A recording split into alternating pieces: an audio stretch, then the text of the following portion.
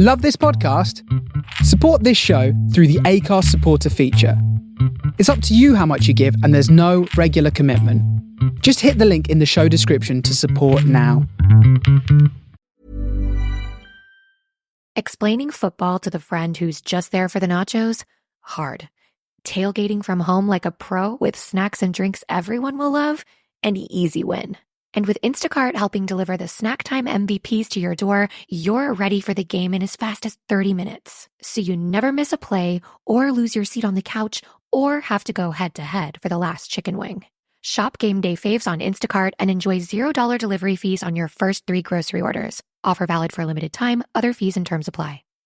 This episode is brought to you by Progressive Insurance. Do you ever find yourself playing the budgeting game?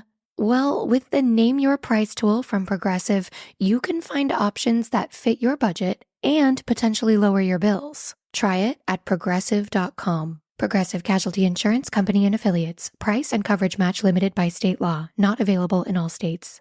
My dad works in B2B marketing. He came by my school for career day and said he was a big ROAS man. Then he told everyone how much he loved calculating his return on ad spend. My friends still laugh at me to this day.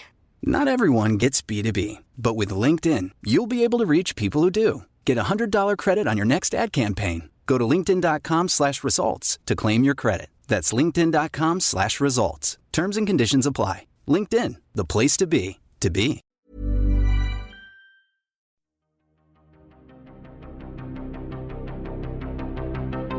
This is Writers on Film, the only podcast dedicated to books on cinema.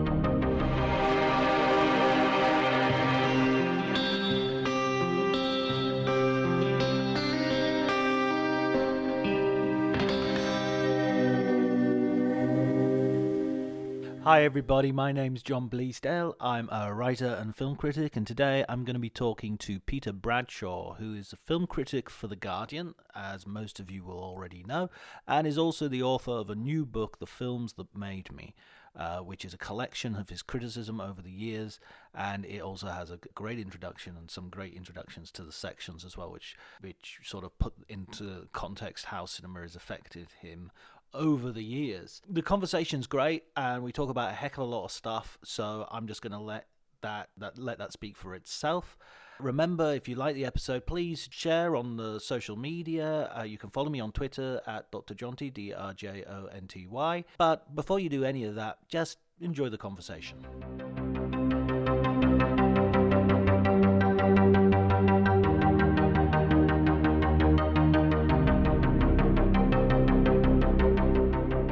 The way I got into journalism and or film journalism is basically a very happy accident, happy for me anyway.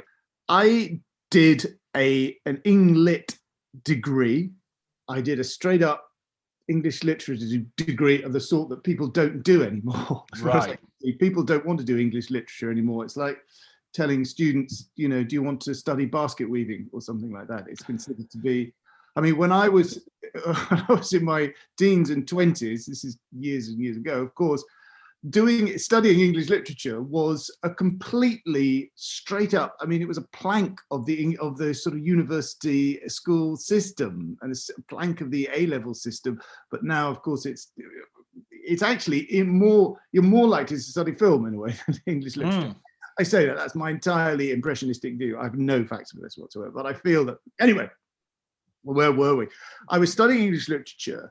I really enjoyed it. I wanted to study film a bit more at the time. This was Cambridge in the 1980s, and there was no provision for studying film at Cambridge then as now. Nowadays at Cambridge, you can do an MA in film theory. I think a very rarefied film, sort of theoretically inflected MA course, interestingly run by the Modern Languages Department, because I think Cambridge still regards it as a sort of very suspicious continental thing to want to do.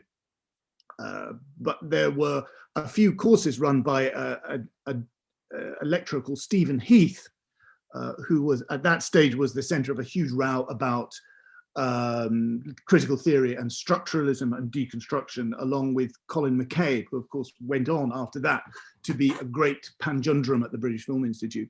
Anyway, I did English literature, and then I moved even further away from film. I did a PhD on Renaissance English literature, which rendered me, as people commented at the time, more unemployable than ever. Yes. I mean, it was crazy, and looking back on it, and sometimes in a spirit of masochism, I try to reread my thesis in those days, which is a masterpiece of what Kingsley Amis called pseudo light being cast on non-problems. It reminds me of that Groundhog Day scene where Andy McDowell says that she studied French poetry, and Bill Murray goes, "Why?" And just sort of laughs in her face. And then obviously a few days later, when he's worked it out, he quotes some Baudelaire to her. Yeah. I mean, that's basically, I did the Bill Murray laugh in my face kind of every day in the mirror, and it got less and less funny. Anyway, I did it. I mean, I completed my PhD within like 3.5 years, which at those days was considered very good going. I mean, people would spend decades on their PhDs in those days before the universities became much stricter and more commercialized. Anyway, I did that, and then I kind of was utterly at a loss to know what to do. Utterly at a loss. I applied for jobs kind of everywhere, straight up jobs, almost like jobs shelf stacking at Tesco. I was so depressed, and I took a job basically in journalism, because I thought, well, journalism is a place for a square peg for a square hole for a square peg like me, or at any rate a round hole for a square peg, but a round hole that I could sort of jam myself into.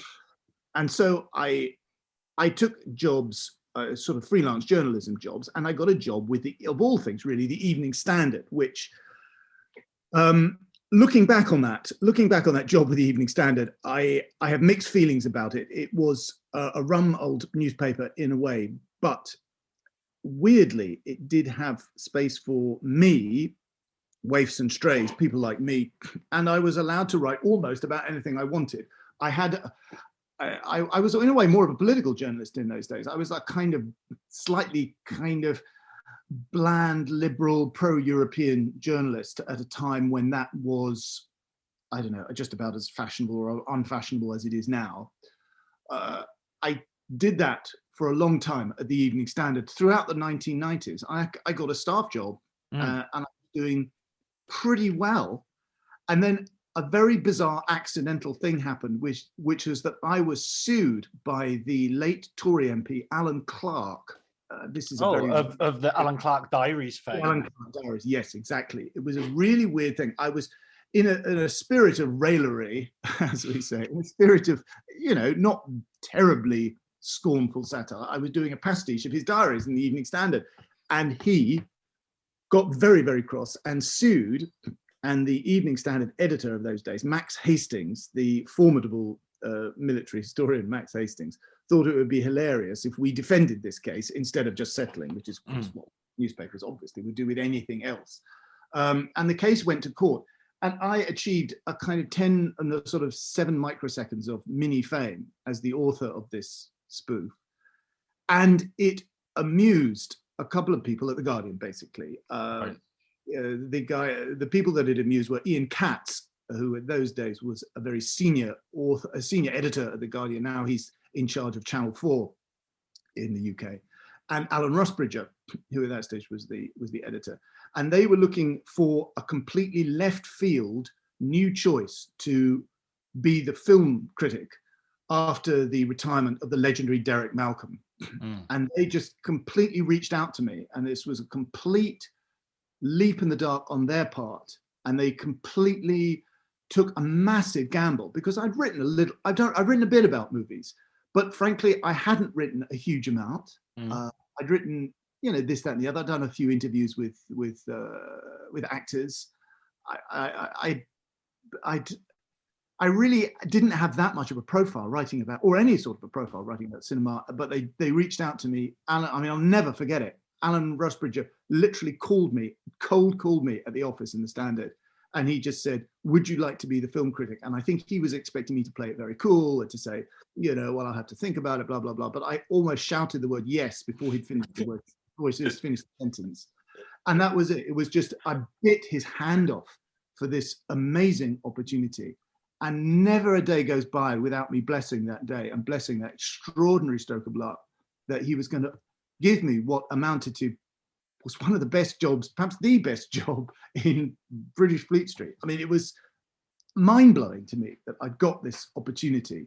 And so I just threw myself straight into it. And that was, golly, that was I keep thinking this is 20 years ago. And I just thought, this is amazing. I've got the opportunity to write professionally about something that I love and to cultivate my appreciation of cinema, to cultivate my own profile as a writer. And I think also to keep learning, because I'd never got out of thinking myself, I think you appreciate this, John, as a student, a PhD student. As a formative time in my life, I loves me a reading list. The idea of a bibliography, a reading list, I think, wow, that's great. And I've never lost my love for that. And I've never lost the idea that a film critic is a student, in a way. A film critic is a student. And it's not merely the weirdly school-like professional experience of kind of filing into a screening theatre in the way that you used to file into a classroom, basically.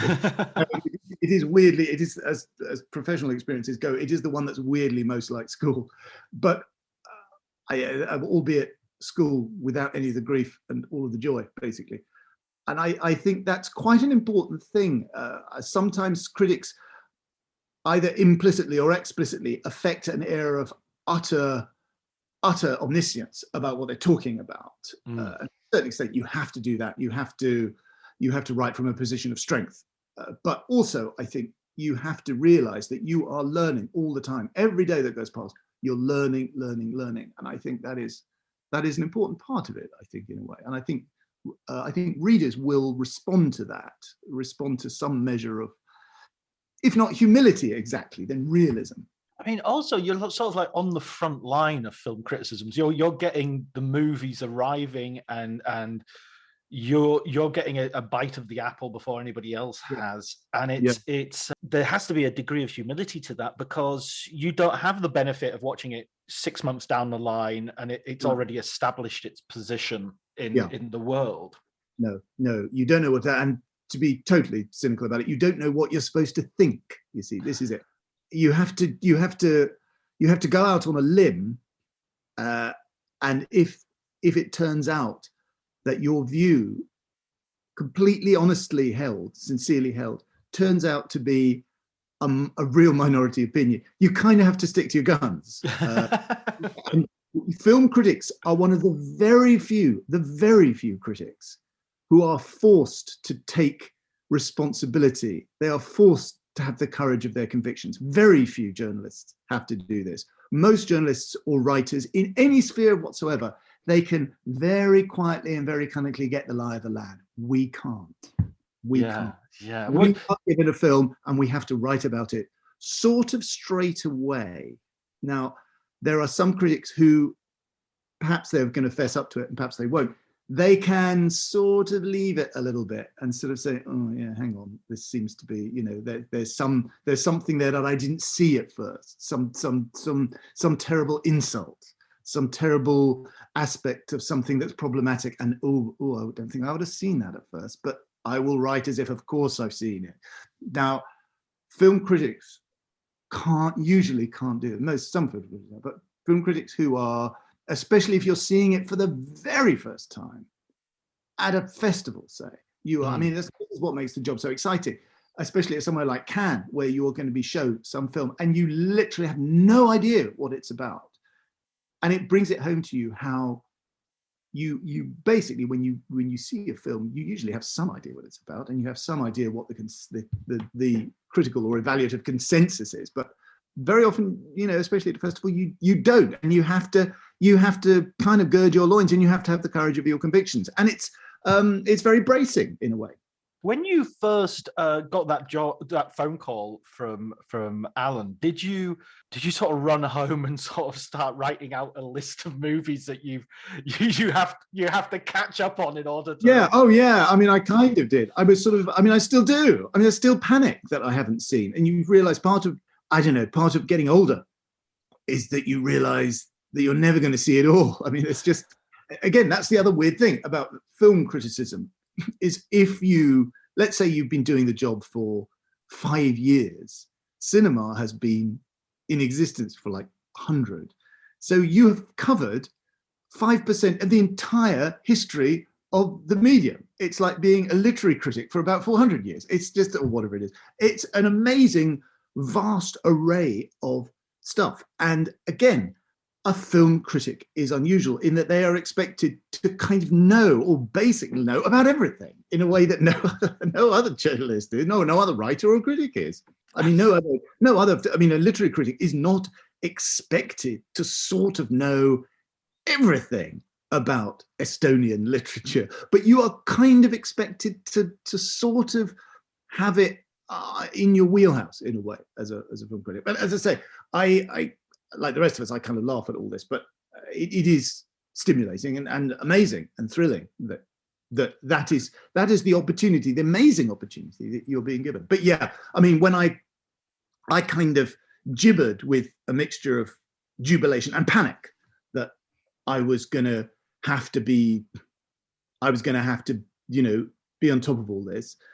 And fortunately for me, it was sort of happening a little bit before the era of social media, when some of my kind of missteps would not be brutally hammered in the way that they would be now. I mean, they were pretty brutally hammered. At the time, there was the Guardian, which was at the forefront of interaction, what used to be known in those days as Web 2.0, of basically the public being allowed to talk back to the journalists.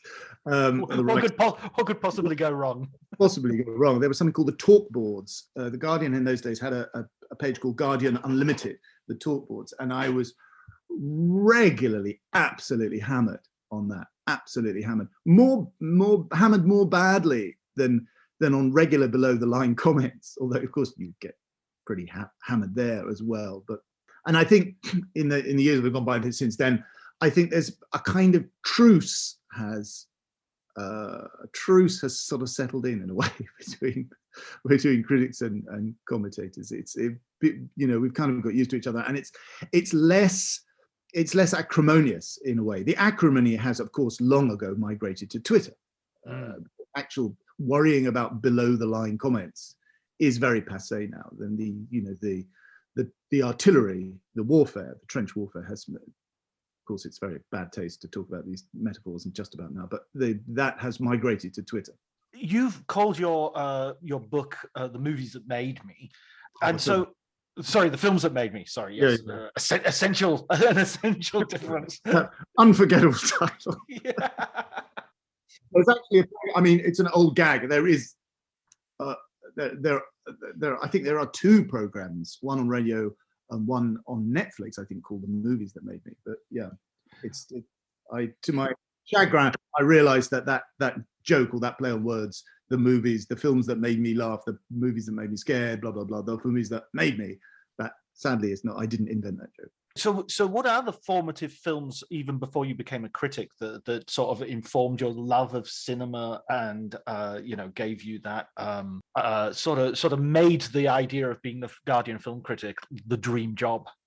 Well, I mean, there are a number of answers I can give to this, but they're all very hackneyed, and you've heard about 1,000 times before, but I'll tell you anyway. One was seeing Scorsese's Raging Bull at the old Screen on the Hill, on Haverstock Hill in Belsize Park in North London. I was about 18 or 19 years old. I'd been inspired to see it by an amazing review by a critic who isn't talked about as much as she should be, as Judith Williamson, who was writing in those days for the old City Limits magazine, who wrote a passionate and brilliant piece, a short piece, but passionate and absolutely compelling review of Raging Bull from a feminist point of view, her view of Jake LaMotta holding on to the male attitudes which were dragging him down, like a drowning man holding on to a life belt that's made of lead, basically, as it drags him down. I was inspired to see the movie because of that, and I'll never forget how my mind was totally blown, and I'll never forget the way I felt when I kind of staggered back out into the streets afterward, a mixture of being utterly exhausted, physically drained, as if I just played 10 sets of tennis, but also an amazing sense of strength, of as if I'd just taken kind of cocaine or something. I felt as if I could pick up a bus and throw it across Hampstead Heath.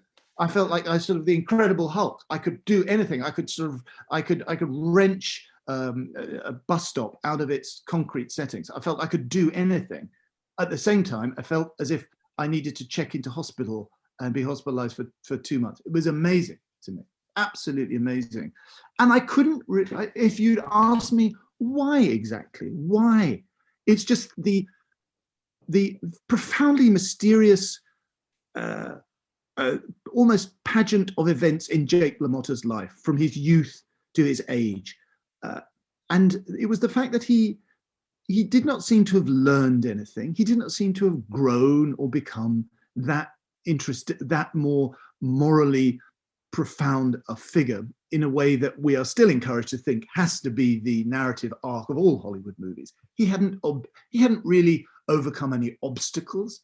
He hadn't surmounted anything. He hadn't really learned anything.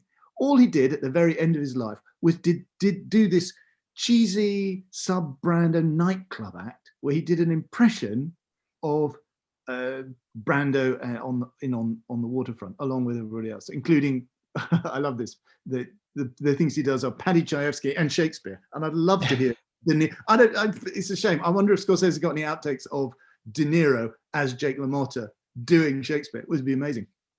It was just the fact that he carried on, and then there was the biblical quote at the end about redemption. And I found that amazingly moving, and yet he didn't seem to be particularly redeemed. And the stunning reunion scene with his brother Joey, played by Joe Pesci, is a masterpiece of nothing happening at all. They don't hug. Joey just looks bored and irritated to see his brother again after all these years. It means absolutely nothing at all to him. And yet, despite the lack of these emotional pointers, despite the lack of affect, just simply I think it's something in the editing of it, something in the way Thelma Shoemaker achieved in this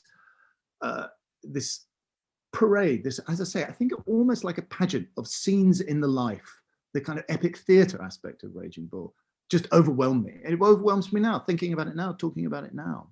And you get extra points for using Marvel comic metaphors in your reaction to. Oh yeah. Oh, I loved Marvel at the time. The interesting about my relationship with Marvel, when I was 11 years old, I collected I was out there buying the first UK edition of Spider-Man Comics Weekly, which, after all, I threw away, which was a stupid thing for me to do because I don't have a pension. If I kept them. I could have, I don't have to worry about being poor. But I didn't. I was never a Marvel fanatic. But I loved. But I was one of the people that loved Spider-Man in the initial UK with Thor, Spider-Man and Thor. I loved it, and I saw that it was cinematic, and of course, as everybody says now, it's taken this long for the movies to develop their CGI, basically, so you don't have to have wrinkly kind of spandex. It doesn't have to wrinkle now. You can do it digitally. It's taken this long for the films, in a way, to catch up with Marvel. I'm not one of those people that complains about superhero films at all. I love superhero films.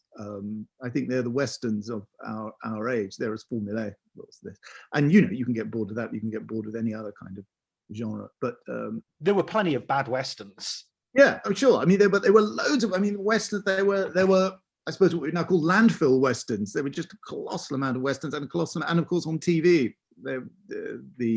Again, when I was growing up, westerns were a staple of TV show, Western movies and Western TV shows.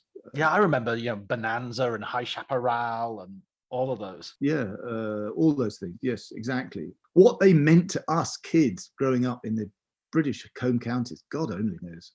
But we accepted it as a lingua franca of storytelling. Western. Yeah, I mean, Champion the Wonder Horse. I remember watching that relentlessly. It was always on in the morning. Yeah, we used to love it, and it was like it was like watching Star Trek. Of course, we had no idea of what these things, what it was like being on as a crew member on the USS Enterprise. It's like being, at the bunkhouse in the High Chaparral. It was completely alien to us, but we accepted it.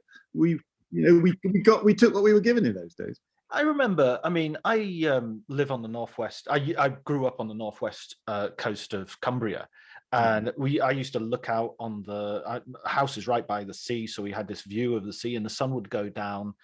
And the Isle of had wonderful sunsets, and the Isle of Man would stand out against the setting sun, and it was absolutely gorgeous. And I remember when I saw Star Wars and I saw Luke looking at those two suns. Yeah, I just thought that's me. I'm in the middle of nowhere. I'm watching this in barren furnace, for crying out loud, which is, if there's a center to the universe, I'm as far away as possible from it. So I remember relating to that elsewhere that cinema was giving me very much. Yeah, I mean, I remember this kind of connects with one of my other great cinematic moments. Is obviously, I mean, when I was 15, I went to the United States for the first time, which is still one of the most, again, another mind-blowing experience in my life. This connected me with popular culture and with the wellspring of what I realized was the source of the popular culture I've been kind of consuming uncritically for the last 15 years of my life, basically.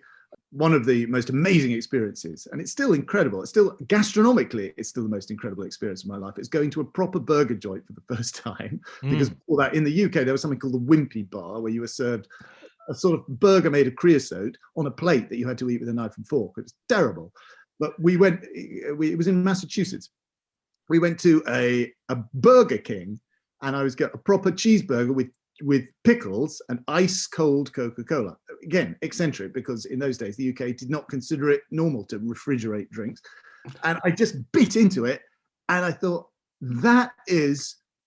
I was just being taken up to a new level of what you're supposed to feel like when you eat something, basically. I mean, I've been to loads of posh restaurants since then, but I don't think I've ever experienced since then the kind of quantum leap of enjoyment as I had then. The other thing, I don't know quite how I've got onto this track, but the other thing was, for the first time, I saw Star Wars, and I was extremely pleased with myself, because I was seeing Star Wars before any of my friends, because in the summer of '77, it hadn't come out in the UK yet. Right, yeah. I was seeing it with my American cousins, and I just thought it was mind-blowing. And my mind was sort of furthermore blown about Alec Guinness being in it, because the other great experience of my life was seeing, I guess the Ealing comedies generally, but for me, one of the most formally perfect film I've ever seen is Kind Hearts and Coronets, of course, starring Alec Guinness in all those roles. And it sort of did my head in that I knew that Alec Guinness was 40 years younger in that film. But of course, he was playing an array of characters who were sort of the same age as Ben Kenobi. And I thought, my God, Ben Kenobi is like another character that he's playing from Kind Hearts and Coronets, another mysterious old character with fathomless wisdom and strategic depth. Amazingly, he's like another character that he's playing. Maybe there is another Alec Guinness, who in fact does not look young or old, but is a kind of creature from another planet impersonating all these characters. Amazing. And I still think that Kind Hearts and Coronets is a beautiful film. It's a perfect film. It's one of these movies in the British film industry where everything comes together, particularly the fusion of tragedy and seriousness and suspense thrillers with comedy. And sometimes I feel, even with the great Ealing comedies, that the comedy aspect of it is a little bit knockabout for me. Get it? It's almost something we've inherited in a way, all the way from Shakespeare, the idea of a comedy interlude in the middle of something very serious. That's something we've inherited over something from 400 years ago. And I think it fuses most perfectly in Robert Hamer's Kind Hearts and Coronets. It's a lovely film, but as I say, that's in a way one of my key cinematic experiences as a teenager is seeing Star Wars and realizing that, is it really true that Ben Kenobi is in this film? Maybe he is the lost member of the Gascoigne family, the most extraordinary member of the Gascoigne family, was withheld from us for 30 years, and now he is here. Amazing. 1977. I saw it in England. It was I'm guessing that it was the first film I ever saw at the cinema, because I can't believe I would have been taken to see anything before that. I certainly don't have any memory of anything before that. But because there was only Star Wars, you know, there wasn't Star Wars 2 yet for a few years. It wasn't even on television. I found that anybody who was related to Star Wars, I would watch this. You know, I would like, oh, Tinker Tailor Soldier Spy, that's got, you know, Ben Kenobi in it, so I've got to watch that. Yeah. And I've got to watch, you know, all those sort of quite terrible Harrison Ford films like Hanover Square and Force 10 from Navarone and all these. Yeah. So by association, you would watch all around it. Yeah, I mean, I still, every time I watch Apocalypse Now, I think, oh my God, Harrison Ford is in this. I forgot that. I can watch it over and over again on a sort of Groundhog Day, thinking, fuck, isn't that Harrison Ford? Yes. Yes, you've now thought that to yourself about 8 times. That's Harrison Ford is in that. Is he in that? Oh, Christ, he is. Yeah, I mean, I love those. I love those interviews, those Parkinson interviews where Alec Guinness talks about the fact that he just talks about, I don't know, this silly little film.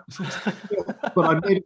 He always talks about, I love that it's one of the very few actors who talks about how much money he made out of it. He had to kind of bully George Lucas into giving him whatever it was, 1% of the gross, or 2%, or 5%, whatever it was. I think the story was he gave him a percentage, and then he forgot about it, didn't he? Or sort of played it down. No, he apparently he sent him a message saying, "Oh, it's really done a lot better than I thought it would. You know, it looks quite good." And he sort of said, "I'll give you another percentage point," and that for Guinness that meant like he was financially secure for the rest of his life. You know? I think he earned about £250,000 a year until that moment, to the end of his life. Just that he could have retired just on the Star Wars money, but he actually worked quite hard.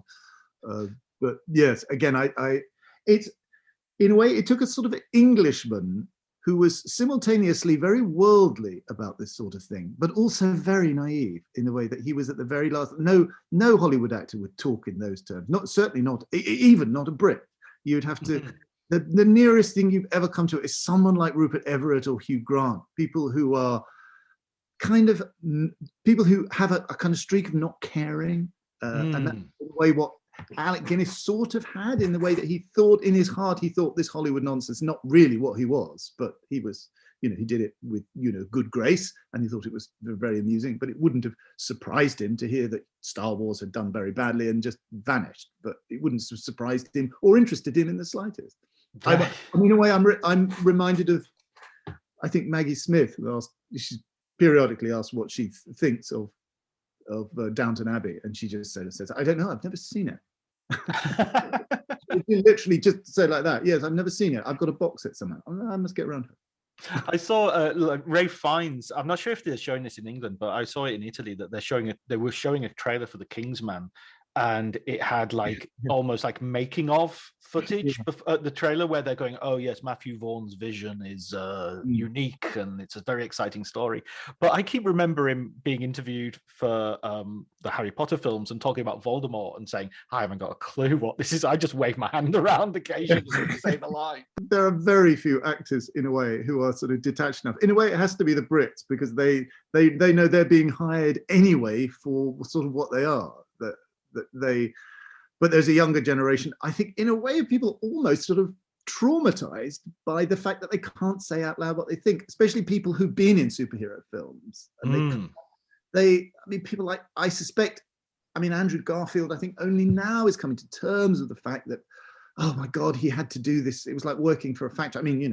We don't particularly feel sorry for Andrew Garfield, who made a fortune for being Spider-Man, but there are sort of road of actors who you forget, in a way, you can't say out loud what you think, particularly when you're working for a corporate machine. Well, there seems to be a narrative around the whole film, that, you know, it's not just playing the role, you're doing the publicity, you're doing the junkets, and you're sort of creating. I was struck by well, just to stay on Garfield for a moment, during the run up to Tick Boom. Yeah, I think, I keep calling it TikTok Boom, and that would be a stupid title, whereas Tick Tick Boom is a perfect title. It was all this stuff about honoring the real life person who the film is based on, Jonathan Larson, yeah. And it was there was just an element that was so it felt like another part of his performance. I mean, I'm sure it was sincere and everything, but it just felt so sort of curated and you know. I think so. I think you have to sell the public the entire package. They have to buy into the whole thing. And I think what's required of the actor is, in a way, is that absolute commitment in that they are selling you their own not merely the technique or the accomplishment of your impersonation of a particular character. I mean, I think interviews with stars have evolved away from that. There was a time when, 20, 30 years ago, an interview with an actor would spend more time talking about their lives and their technique and their thing, all the other things that they were doing. And now I suspect it's more about how utterly they identify with their character. They kind of have to provide a kind of what amounts to an outtake as their character in the EPK, the electronic. As journalists, we kind of go along with this. We behave as if we are interviewing somebody who is their representative on earth, in a way. Christ's representative on earth, like a priest. That's another sort of bizarre thing that happens in interviews. And sometimes it snaps. Sometimes what happens is that interviews go on all day, every day, and the actors have to maximize their time with interviewers, and they do interviews all day from 8 a.m. till whatever, 10 p.m. at night. They forget who it is they're talking to. They forget what it is they've said. And sometimes, in a way, just not out of diva-ish scorn or petulance, just in a way that they just can't keep up the strenuous job. They snap and say what's actually happening in their head. And what's happening when someone like Daniel Craig sort of says, "Oh Christ, I can't do this anymore. I don't want to do this anymore." That's what he means. He almost doesn't mean I don't like James Bond anymore. He means I don't want to do this 25 hours a day job of pretending to be. And someone like Liam Neeson, who in a way, kind of talking in his sleep, started telling how he went looking for black people to beat up. It was utterly bizarre. In a way, I think he was forgiven for that because he wasn't caught out in racism. He sort of said it. He kind of presented it, and people were so embarrassed for him in a way. I mean, they were shocked and appalled, and they sort of knew what he meant, what he was sort of trying to say, but it was so bizarre, and it was a function of this interview corporate publicity machine that film journalism is a part of these days. I remember John Barnes sort of praising him for coming out with it and saying, because a guy in the 70s and 80s was racist. That's not, that's not shocking. Yeah. No, I mean, he meant to. Liam Neeson he meant to say was, "Isn't that bizarre? Isn't it crazy that I thought that?" And yet he was saying that he actually did it. I'm not sure that I believe it, actually, to be honest. I'm not sure that he really did it, but it was very bizarre. It was, as I say, it was a function of the exhausting film journalism hype, PR, military industrial complex. And it wasn't a fact. It wasn't a piece of information that had been elicited by journalism in the normal sense. In a way, it was a kind of glitch in the matrix. It was a breakdown where they just couldn't keep doing it anymore, and just said some silly thing that had occurred to them. Absolutely. I mean, do you think this world of sort of PR, do you think that there's a point a little bit like the superhero movies and the westerns in the past, that where the wave will collapse, that we'll have to think of another way of doing this? Yeah, I think so. I mean, this is where, to return to my job for a moment, critics have to come in. They have to be the people who have to reassert some individual critical sort of body of intelligence that exists independently of all this. And that doesn't necessarily, and as I say, I return to this because I want to say this does not mean saying, aren't superhero movies awful? Aren't they utterly awful? Because that's just you're just going to end up saying the same thing all the time. But I think you have to reassert your own privilege, and it's kind of a hard-won privilege as a critic, as somebody who isn't anything to do with it, who doesn't have to deal with PR people in a way. It's a great privileged position to be in, because you don't have to do this. You just watch the movies and say what you think, and you have to bring to it your own critical intelligence and your own hinterland, your backstory, and you have to make it you have to make it the pretext for your own prose performance, which in a way is something else you have to bear in mind. But that's, in a way, it's never been more important to do all that, because otherwise you kind of go along with everything. With the book, you're putting together reviews that you've done in the past, and you're sort of an anthology in a sense. Looking back over that work, did you sort of recognize the same voice, or did you sort of see your voice develop as it went along? That's a very good question. I'm not sure, to be honest with you. I mean, I sometimes look back on something I've written 20 years ago and think, wow, that's pretty good. I always think, A, I can't remember writing that, and B, God, that's actually pretty good. I don't look back and think, wow, oh, what a naive, unformed person that was. I mean, I think what happens is you achieve a kind of knowledge or wisdom, and you become less of a smartass in a way at people's expense. One of the things that's, I think, happened recently, and I'm not sure whether this is a good or a bad thing, and I don't know, I wonder what you think, John.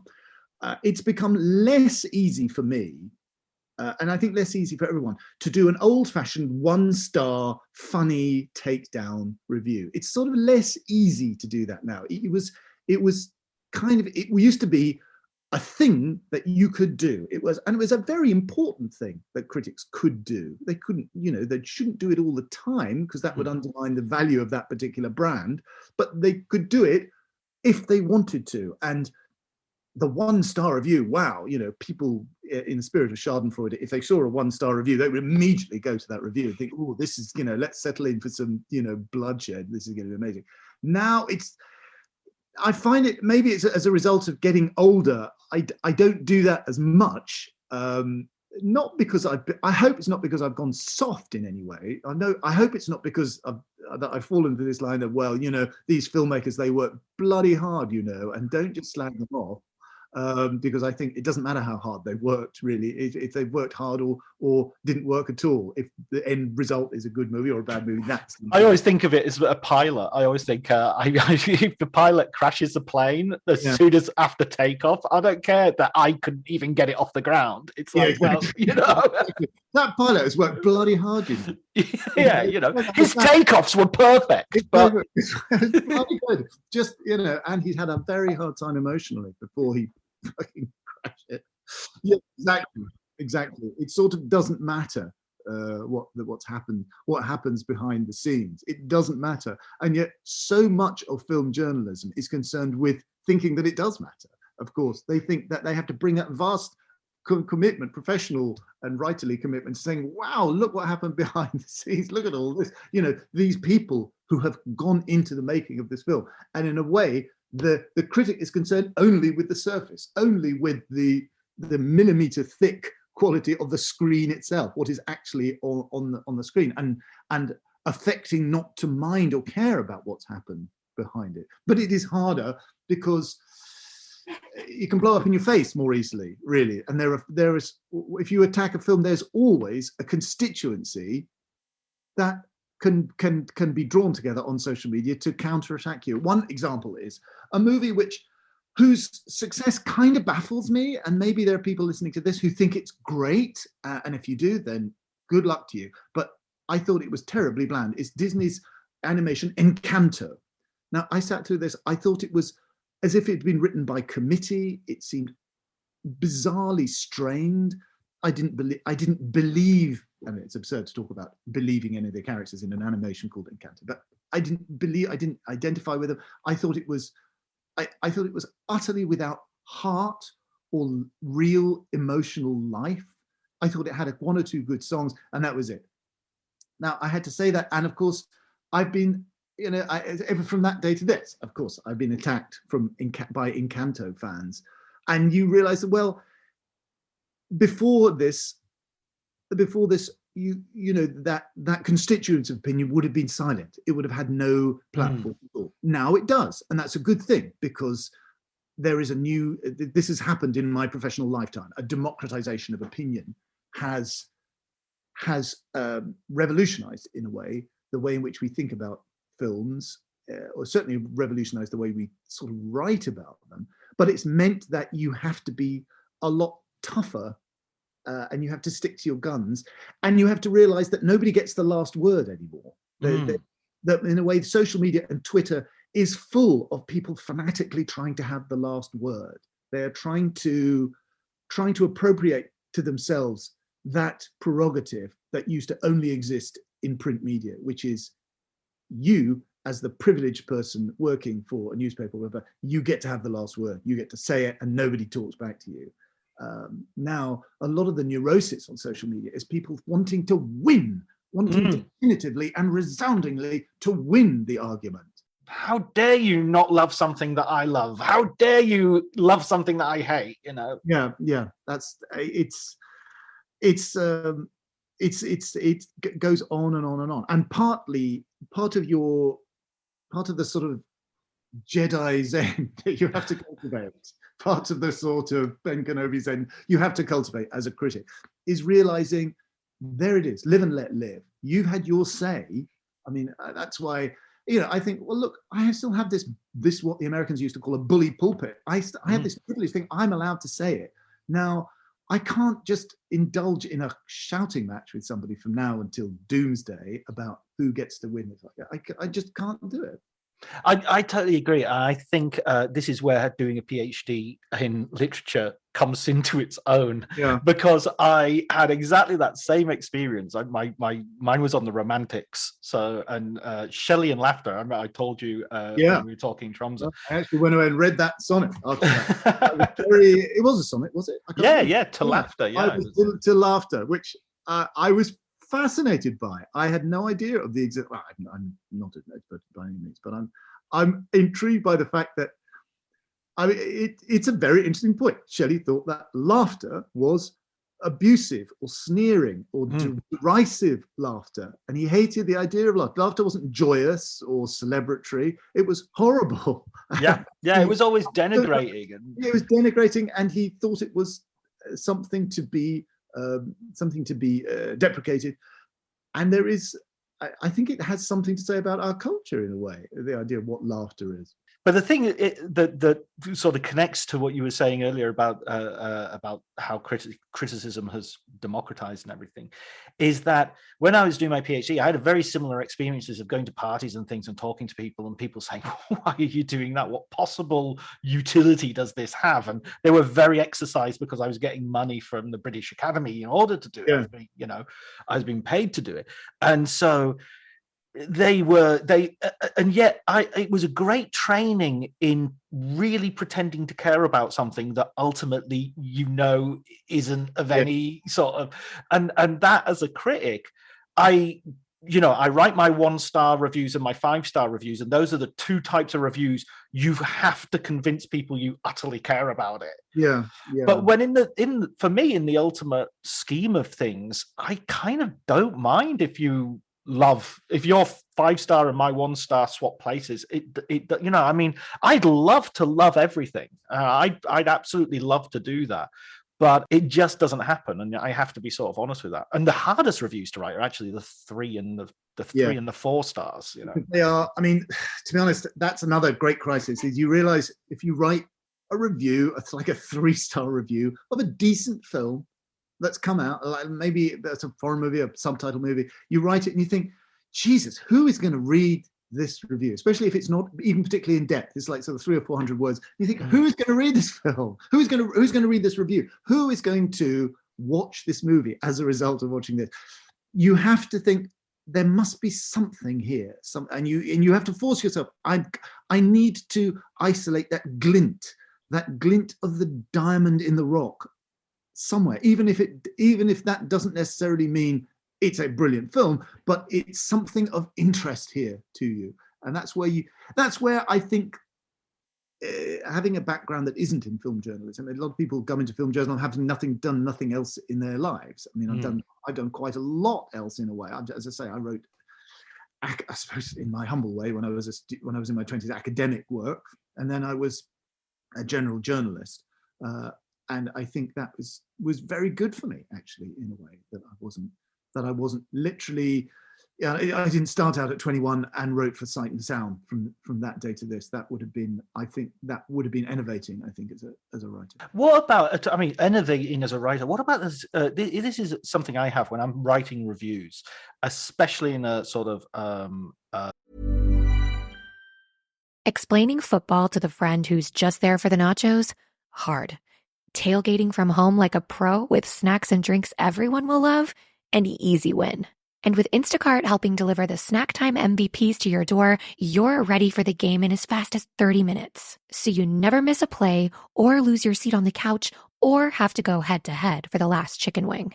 Shop game day faves on Instacart and enjoy $0 delivery fees on your first 3 grocery orders. Offer valid for a limited time. Other fees and terms apply. This episode is brought to you by Progressive Insurance. Do you ever find yourself playing the budgeting game? Well, with the Name Your Price tool from Progressive, you can find options that fit your budget and potentially lower your bills. Try it at progressive.com. Progressive Casualty Insurance Company and Affiliates. Price and coverage match limited by state law. Not available in all states. A festival situation where I'm writing maybe 2 or 3 reviews a day.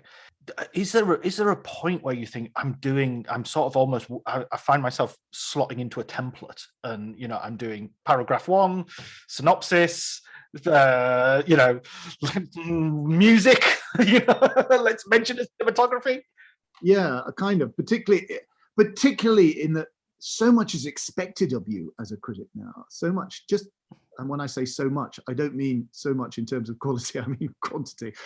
It used to be when a critic went to a festival, I mean, it was a very, very laid back affair. I mean, when I used to start going to Cannes or Venice, I would just be ambling about, going to see movies, and all that would be expected of you were like roundups. And they were brilliant. Writing a roundup, oh my God, I have such a nostalgic wave of joy comes over me. Thinking, I had an ice cream. Good old days of writing roundups, now there's no nonsense about roundups. If you see a movie, you've got to run out and write, if necessary, on your phone, a solid sort of 400-word review right away, and file it again from your phone. And as I say, when I realized that I could do that, I could write on my phone, part of me was thrilled. I thought, my God, I'm like Terminator 2. I've evolved into this cyborg figure with my iPhone welded to my hand. I don't have to go back to my flat or my hotel room and open up my computer to write. I can do it now. I could sit down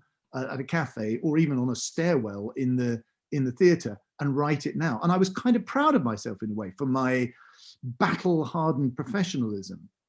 Now I think, oh my God, there's no way back now. Now everybody expects that, and there's no way back. But yeah, again, you have to be on your guard against it, and you have to realize that you have to somehow keep in mind the public that you're writing for, or that you want to write for. It isn't just the sort of 7 or 8 journalists that will read it and will have also seen the same film as you. You have to kind of pitch it to the public at home, but in a way you have to balance it with your expertise, a sense of being immersed in the immersion that you have. Paradoxically, that's part of why the laity, if I can use that term, are supposedly interested in what you're saying. I think also I find writing is very much a form of thinking. So it's usually when I'm writing the review that I actually realize it's not like I have a view of the film and I write down my view. I write the review so that I have a view of the film. Yeah, I know what you mean. I usually know, 99.9% of the time I know what I think and I know how much I like a film. People think, do you not know until you write it how many stars, for example, you're going to give it, something like that. I always know how much I like it, but the process of writing, I absolutely agree. The process of writing is when you start realizing, oh yeah, there was that thing, and there was that thing, and there was that connection, and I don't think I would have. I have to put my fingers on the keyboard before that process happens. Yeah, totally. I had a situation, well, a few years ago when The King was shown at Venice that I wrote a review immediately upon seeing it. And then I got commissioned to do another couple of pieces on it. So I ended up writing for it like 3 or 4 times. And I think my initial review was a sort of 3-star. Yeah, it's okay, you know. But by the time I'd finished writing about it, I'd gone into such depth that I was thinking, this is a really good film. This is really well done. Well, did you see The Duke? No, The King, Timothy Chalamet version of Henry V. Oh, I'm so sorry. I thought you said did you? Yeah, I know the film you mean. Yeah. Oh no, The Duke I didn't like at all. The Duke, I haven't written anything other than my first. I found it a very Brexity movie. Yeah, I mean, it is a little bit. I mean, it's true. I think it is. It's also. I think it's very Ealing, actually. That film. That's. I think why I liked it. I think it had that kind of neo Ealing film. And I had this image of what would it be like if it was being made in the 60s. I think they would have got Stanley Holloway to play Jim Broadbent's role. And that, weirdly, I think that's sort of why I liked it. Isn't that maybe a horrifying thought, though, that Ealing is essentially a form of Brexit? That you know, if you moved the years along, the passport to Pimlico would be. Passport to Pimlico is a little bit, yes. I mean, it is a little bit like that. But as I say, I prefer to think of Ealing in its higher mode of kind hearts, really, than films. Not that I don't love them in a way, but I think it's the fact that he's talking about free TV licenses or not wanting of dismantling his TV so he doesn't have to get the BBC. As I say, we're all all of us liberals are on a hair trigger for that sort of thing, thinking he must be, and there is something Brexity about it, but there's always been something Brexity about the British and their sort of bloody mindedness. I mean, there was 51%. Yeah, absolutely. There was something. I mean, I've said this before. There was something Brexity about rejecting Winston Churchill in 1945. I think there was something Brexity about that kind of cussedness and said, no, fuck you. I don't like you anymore. Because I want to wipe the smile off your face. I think it's partly that as well. Yeah, stick that in your cigar and smoke it. Yeah. I think that's what it is as well. I mean, that's partly what it's about. But yes, I don't know quite how we've got onto the Duke. But yes, there is. I actually said this in my piece. There is something Brexity about it, undoubtedly. But it's a kind of instant Brexit in that the Brexit that we now know has been controlled and directed by precisely those elitist forces that the Brexit movement affects to be opposed to. That, at any rate, Kempton Bunton's Brexitiness was at least his own invention. At least it was a genuine kind of dissent. Yeah, it's kind of Kaiser Soze, the whole, you know, down with the elites, said the elites. Well, it is sort of a down with the elites. You could get away with stealing. I think you could get away with more in those days. And it's just typified by the fact that you could actually walk into a National Gallery and steal a painting, and also legally get away with it as well. What about when you? I mean, this is something that I think you sort of bring up as well in the book of when you're looking back on things. Are there any times where your judgment has you look at it and you think, no, I totally got the wrong end of the stick there? Oh yeah, you know? yeah, many times. I would say a number of times. I would say definitely. I definitely got it wrong, and this is a sort of silly film in a way to invoke, but I think it's interesting. Is The Devil Wears Prada. When I saw The Devil Wears Prada at first, I was very sneery and sort of, what a load of rubbish. Actually, The Devil Wears Prada is a really good film. It is a really well-made, well-acted, good-natured, watchable, excellent movie. I find myself straining for words like popcorn movie or entertaining movie, but that's the kind of condescension in a way. It's a very good film. And I think I was too toffee-nosed to really appreciate that. The other film that I'm sorry to say, I think I played a rather unfortunate role in its denigration. It was Jane Campion's In the Cut, which I kind of put a downer on that film at the time. And I'm ashamed of myself for doing that because I'm still not sure that it's a masterpiece, but it was a good film with some staggering things in it, some brilliant things in it. Mainly, I think, Meg Ryan's orgasm scene.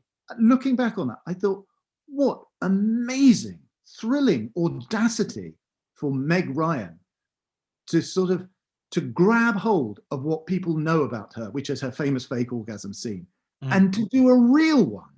I mean, that's brilliant. It's audacious. It's thrilling. It's to take that and shove it in your face. Now, I'm doing it for real. You know I'm faking it, but I'm supposedly doing it for real. Of course, you know about my famous fake one from When Harry Met Sally. Now I'm doing it for real. And what have you got to say about that?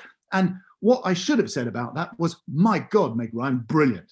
Fucking brilliant. Good on you. This is amazing. What a fascinating kind of situationist event you have made out of cinema. Instead, I'm sorry to say it, I was at the notorious critic screening where I think there were two people in the audience, me and Michael Parkinson. Now, I walked out of the film. I didn't know what to say. I caught Michael Parkinson's eye and I said, well, I'm not sure about that, or something like that. Some pathetic, wanky thing for me to say. And he kind of nodded to me in his sort of gruff way and went, no, I'm not sure about it either. And I've got a horrible feeling that I confirmed him in his grumpiness. And of course, he went on to do one of his most catastrophic, I started by talking about his wonderful interview with Alec Guinness. Then, of course, he went on to do a catastrophic one with Meg Ryan, a horrible interview. Yes, I remember that. It's so uncomfortable, such horrible interview. And I say that I like Michael Parkinson. I've met him a number of times. I used to do his Radio 2 show when he did that, and I like him. And I think he's been a force for good, but that was a terrible moment. And I'm sorry to say, I think I may have played my own role in the denigration of that film, because it was a brilliant, bold kind of lightning raid on public sensibilities, that film. And I'm ashamed of myself that I didn't respond with any form of generosity or open-mindedness to it. And I'm afraid I didn't. I just sort of shrugged and didn't like it. It was also sort of coming, in the wake of a load of sort of glossy sort of sex thrillers, like, Basic Instinct, and there was a whole series of Body of Evidence with Madonna, and it came up, and it was literally dirtier. It was literally more visceral than any of those. So yeah, I was going to think, and the other thing is, I think I just got off reading the novel,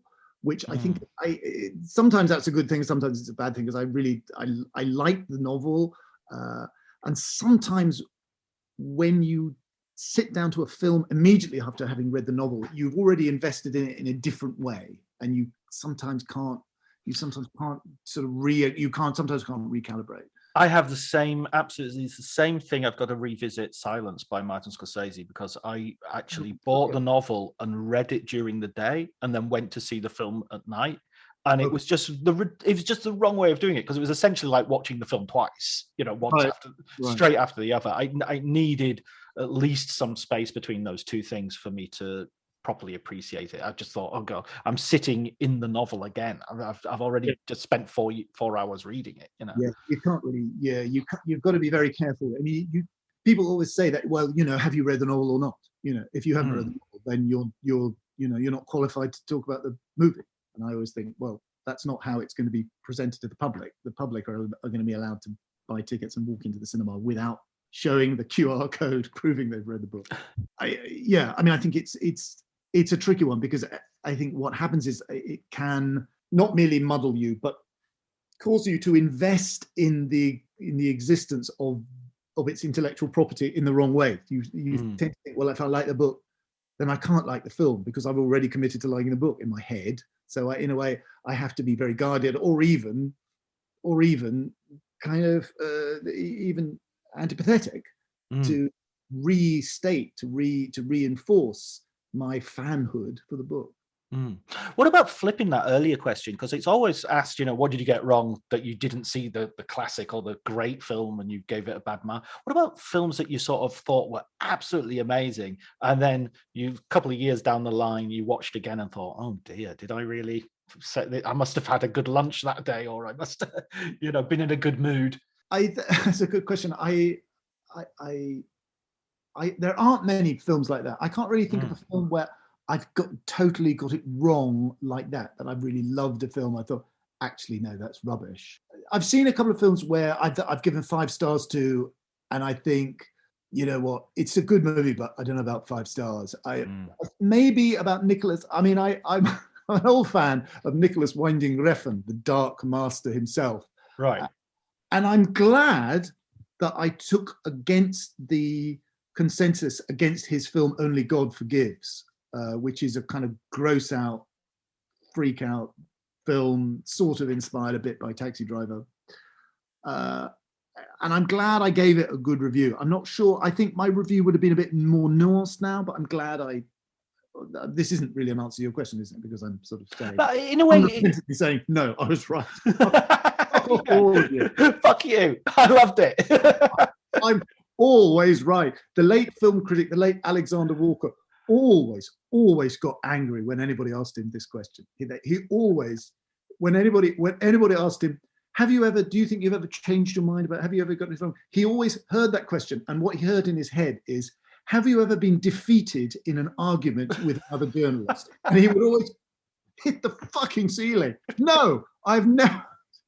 Oh, I have to say, even now, I'm reluctant in a way to, but I honestly don't think I have. I mean, I'm aware of people thinking I must have lost my marbles in a way. I tend to praise comedies because I think I went through a long phase where I thought of myself as the only critic that liked comedies, and all the other critics didn't like real comedies, or they would bafflingly decide that reasonably funny but not that funny art house films were hilarious. You know. Oh, I had that with Tony Ederman, that I went to see again with that same film. Oh yeah, and this is where the sort of context comes into it. I couldn't get in to see the first screening of that at Cannes, and so I went to see it the day after. So I went to see it after hearing everybody saying it's the funniest film ever made, and I watched it and thought it's a mildly amusing bit of cringe comedy. I liked this film. I didn't like it because it was funny. I didn't think it was funny exactly. I mean, I think there are humorous elements in it, of course, but it's not. Let's be real. It's not funny. Whenever a critic says to me, it's really funny, I always say, really? Like The Simpsons? Funny like that?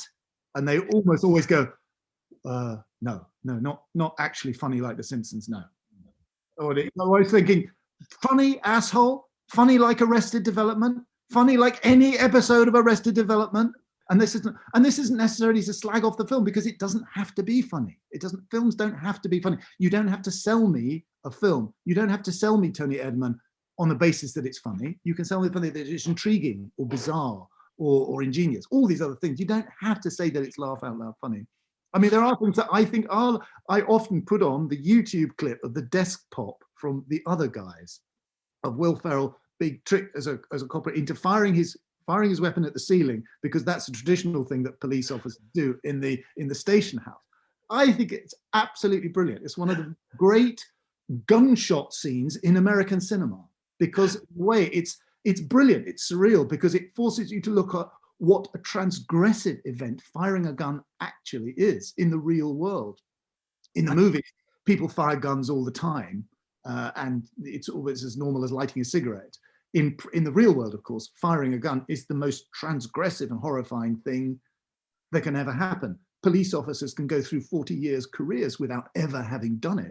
The brilliance about The Other Guys, of the surrealist brilliance of Will Ferrell sitting there and going, bang, is that it's one of the very few times in American cinema where the script acknowledges what a horrifying event it is to hear a gunshot, especially indoors. And so basically because of that, I gave The Other Guys 5 stars, basically. I was so thrilled, and I still am. I kind of don't regret it, although I don't know whether it's a 5-star movie because the rest of it probably doesn't quite live up to that. But it's a very funny film, and Mark Wahlberg is sort of amazing. I'm fascinated by Mark Wahlberg because he's always the same. He's one of the most unactory. He's brilliant. He's a brilliant performer, but I never get he never acts. He never puts anything on. He just does that. But he can play comedy and absolutely dead straight. He's unique in a way because you can see him in a comedy and he will play comedy and be really good, perfectly good. He was excellent in The Other Guys, or he will be in a straight film, or it would be something like it in Uncharted, where he kind of does his Mark Wahlberg thing.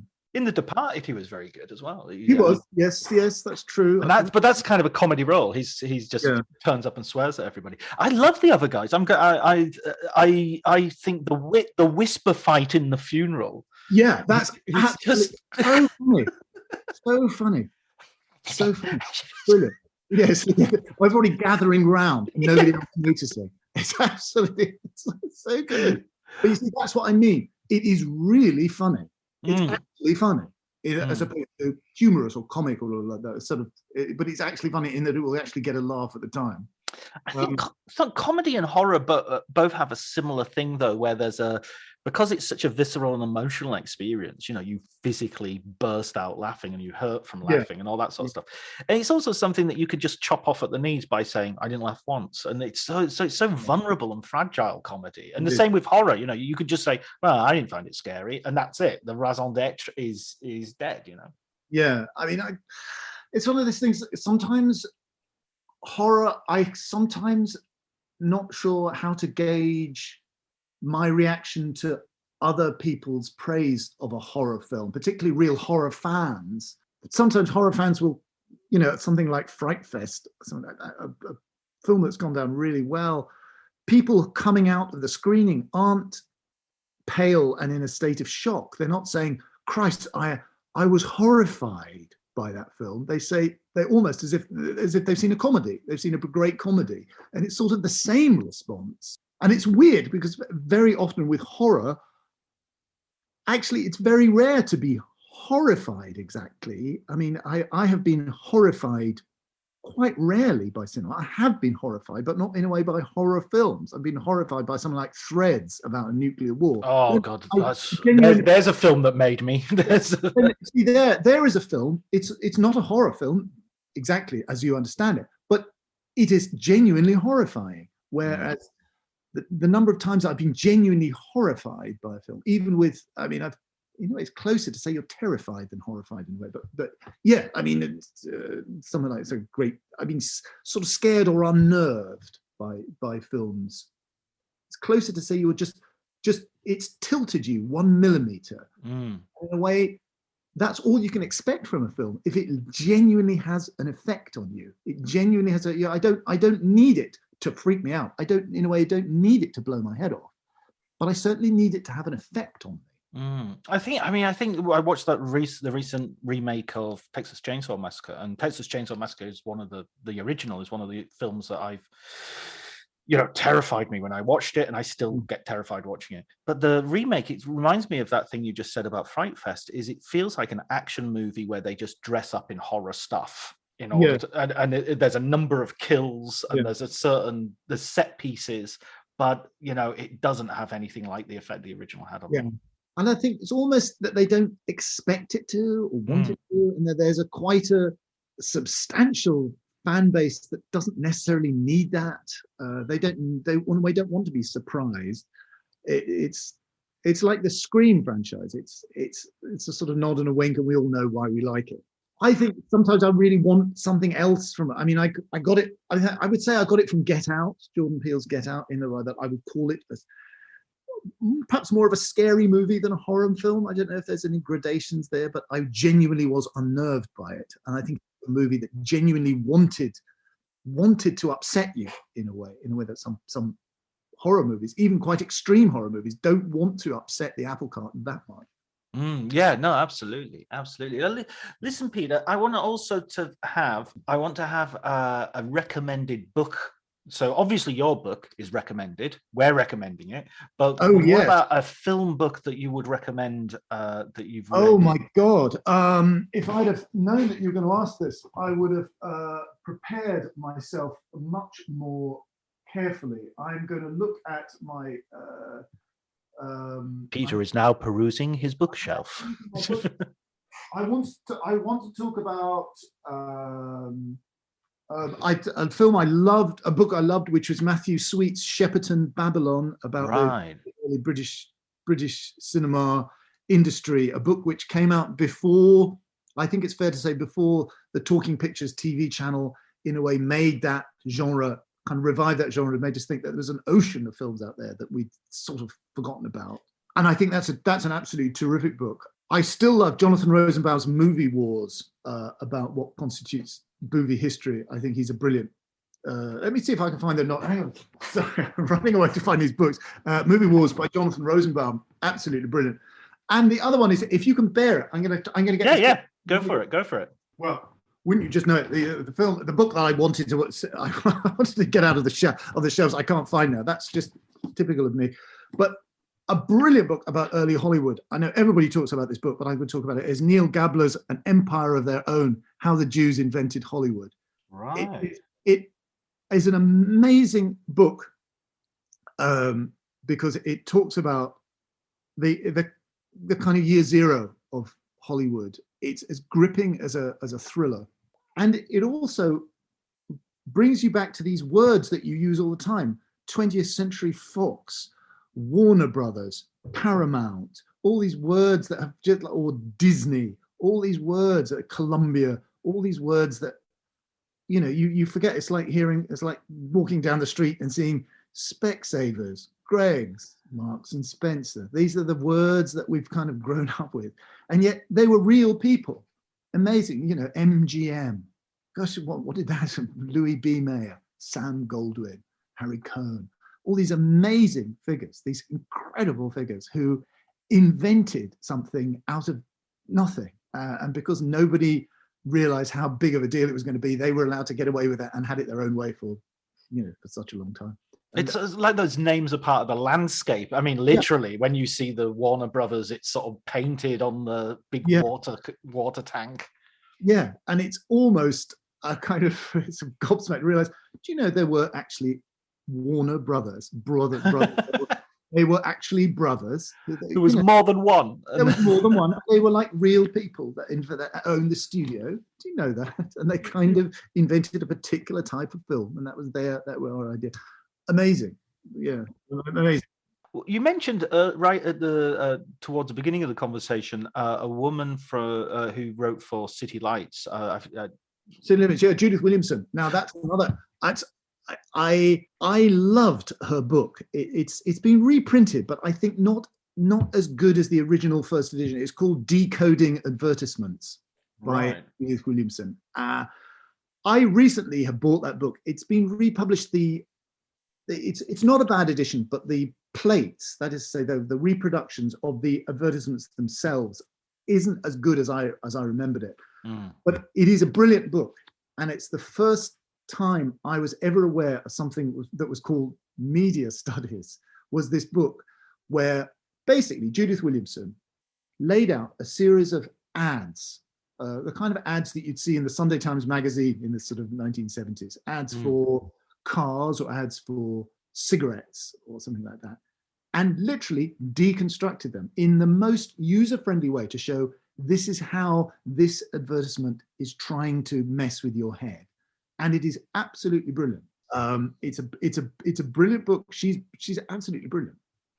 Well, were there any? Well, obviously there were critics that you read, prior to yourself becoming a critic, that sort of influenced you, or that had you kind of thought, well, I not necessarily I want to do that style or anything, but I want to have that effect on people. I want to have the effect that they had on me. Well, I mean, they are the same old names that I remember when I was growing up. Julie Burchill, who is an incredibly discredited figure nowadays, right or wrongly, but back in the day, in the 70s and 80s, Julie Burchill was where it was happening, and she's still.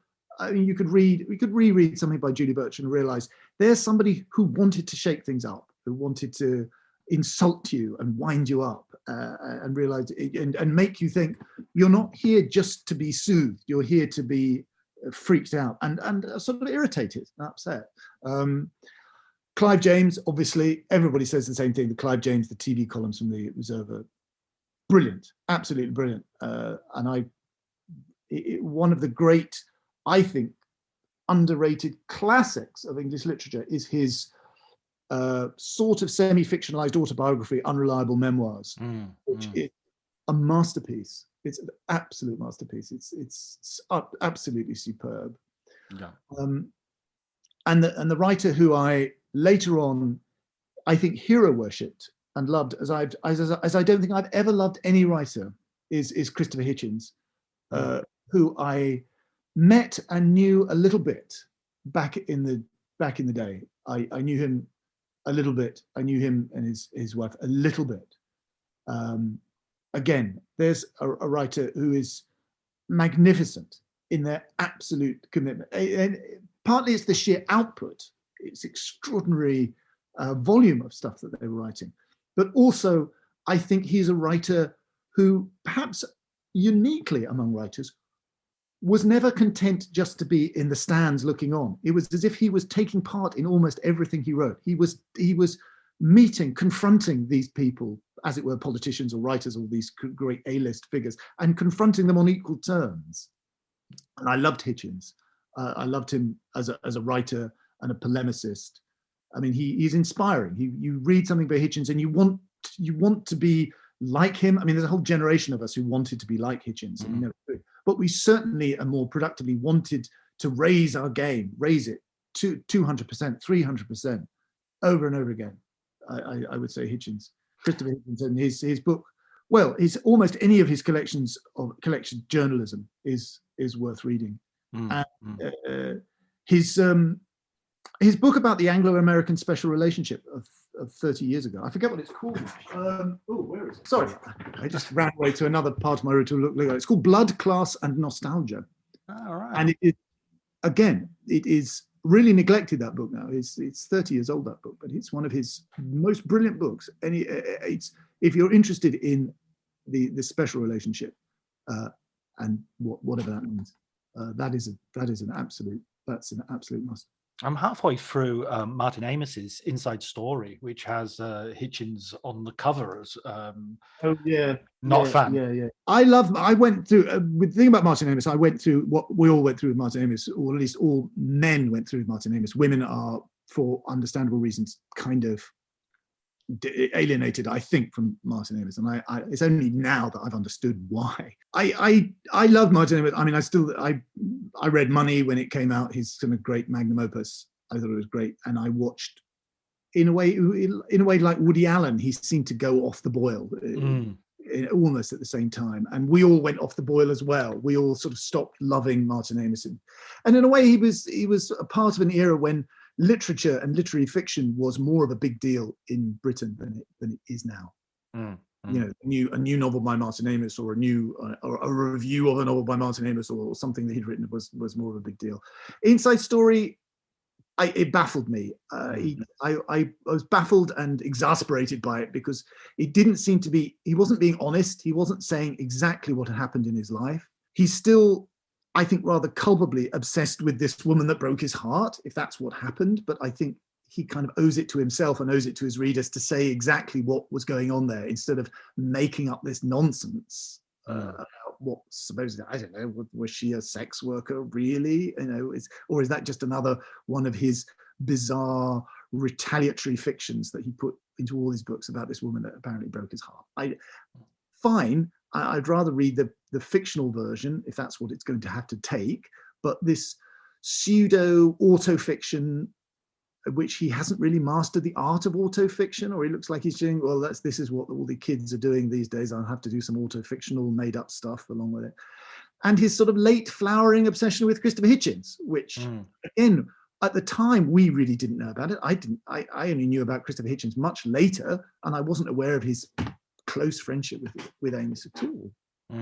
So anyway, there we are. That's what I think about Inside Story. There's some interesting things in it, but I think I prefer his earlier memoir called Experience, which was better rooted in things. But as I say, I mean, I was reading a very interesting thing by Dorian Lynskey the other day, saying that he's gone to being underrated now. You read it, wow, you know what? Martin Amos is still a brilliant writer sometimes. He really is. I'm intrigued to see what Jonathan Glazer is going to do with A Zone of Interest. Yes, yeah, absolutely. Well, listen, Peter, you have to go, and you've been very kind with your time. So thanks so much for joining us. Okay, well, thank you so much, John. Thank you very much indeed. If anybody feels like buying my book, that's going to be a real plus for me. Thank you.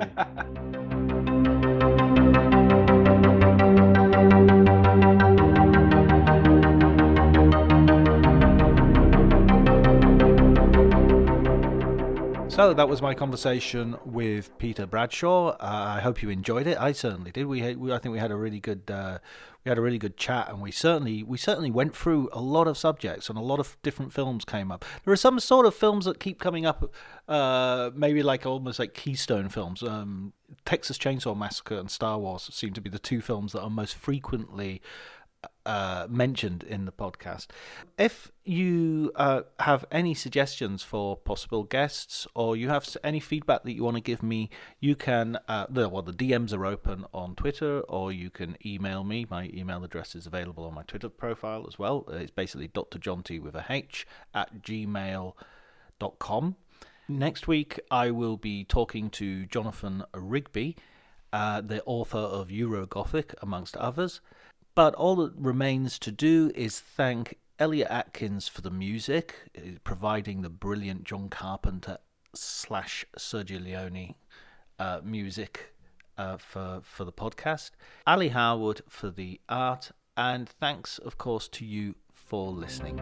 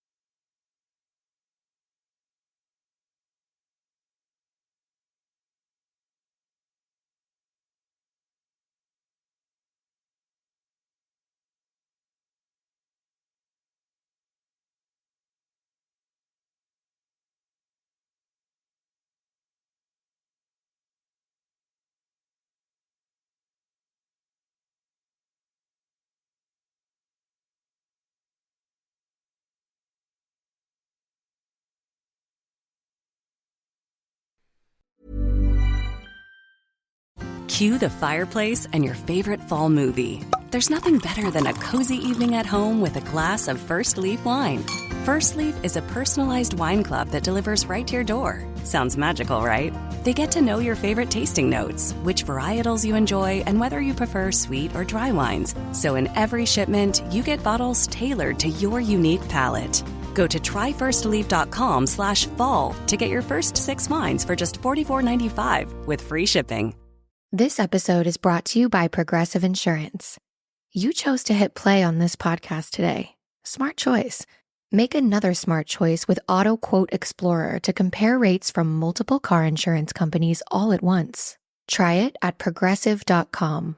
Progressive Casualty Insurance Company and Affiliates. Not available in all states or situations. Prices vary based on how you buy. My dad works in B2B marketing. He came by my school for career day and said he was a big ROAS man. Then he told everyone how much he loved calculating his return on ad spend. My friends still laugh at me to this day.